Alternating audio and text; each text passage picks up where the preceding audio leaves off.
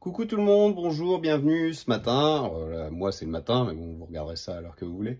Je vais vous parler d'un truc qui me chiffonne beaucoup. C'est sur des lave-linges à ouverture sur le dessus.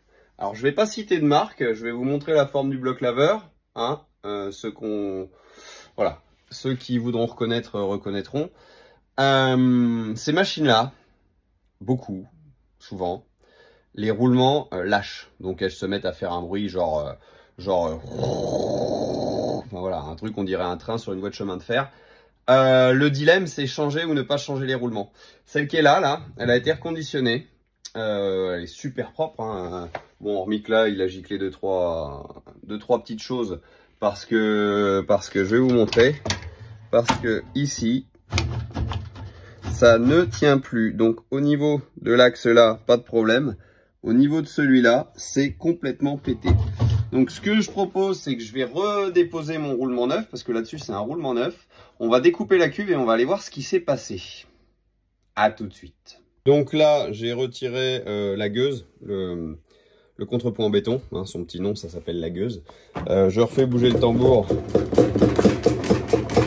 Donc ça bouge, hein, mais là ça bouge pas. Je découpe ça à la disqueuse et on se retrouve tout de suite. Allez, voilà, on y est. Donc, petite découpe. Hein. Bon, après, on remettra un peu de glu et puis... non, je rigole. Non, c'est pour rire. Hein. Il y aura de l'humour aussi, des fois. Voilà où on en est. Voilà. Donc, le gros défaut de ces cuves-là, là, vous voyez, il n'y a plus rien. Hein. Ce qui peut tenir le roulement, c'est là.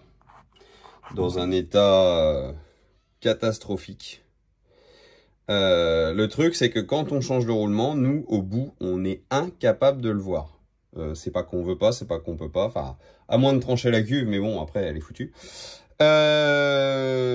Voilà. Ça, pourquoi? Parce que ça, c'est du Zamac. C'est un alliage d'aluminium pressé, chauffé, fondu, et ça forme une pièce qui vient être collée, enfin, rivetée par les petits rivets qui sont là, sur l'inox. L'inox, lui, peut se prendre des dépôts lessiviaux. Vous voyez, ça c'est du dépôt de lessive. Bon, bah, quand la machine a quelques années, ça arrive. Donc le conseil, parce que c'est un peu pour vous montrer aussi pourquoi parfois on va nous amener la machine. Faut juste me changer le roulement et nous on va dire non, faut changer le bloc laveur. Parfois on a de la chance, c'est-à-dire qu'au remontage du roulement ça casse. Donc comme ça, c'est fixé, on le sait tout de suite. Puis parfois ça casse 6 mois après. Sauf que là, c'est plus la même panne, hein. On n'est plus sur changer les roulements, on est sur bris de cuve. Donc c'est pas pris en garantie et certains d'entre vous râlent. Moi je vais vous dire mes fiat. Voilà, déjà si vous avez une eau dure chez vous et que vous utilisez de la lessive en poudre, sur ce genre de machine, cherchez pas, hein. Si elle a plus de 5 ans, vous la changez. C'est malheureux, mais c'est comme ça. Les dépôts de lessive poudre vont avoir tendance à beaucoup plus se déposer sur la fonte, enfin, des espèces de fonte d'aluminium, le Zamac, et l'attaquer très rapidement. Ça va être très agressif et ça va le détruire. À la fin, en fait, c'est presque... Alors là, il est bien détruit. Je pense qu'ils ont insisté quand même. Mais ça finit comme du carton, c'est-à-dire que le métal, en fait, il s'effrite. Ça fait de la poudre, c'est vraiment dégueulasse. Voilà, j'ai plus rien à vous dire d'autre. Je vous remonte le type de châssis. J'évite de montrer les marques. Soit vous comprendrez, soit vous ferez un Google Lens. Voilà, vous allez vite comprendre.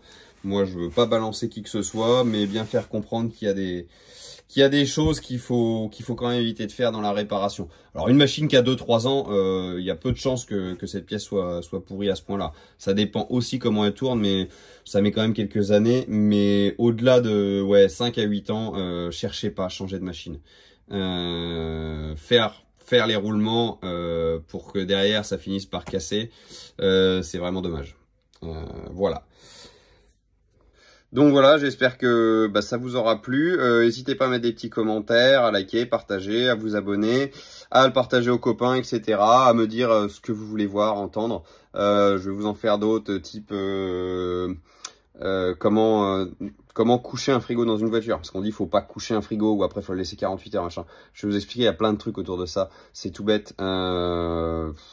Voilà, dites-moi, hein, n'hésitez pas, s'il y a un truc qui vous vient en tête, une expérience que vous avez eue, vous mettez ça en commentaire, vous demandez un peu plus d'approfondissement, d'explications scientifiques, de démontage comme ça, de découpage comme ça, par A plus B, on va aller voir les choses et puis ça nous permettra ensemble de faire progresser et la science et notre porte-monnaie. Voilà, allez, je vous dis à très bientôt, salut!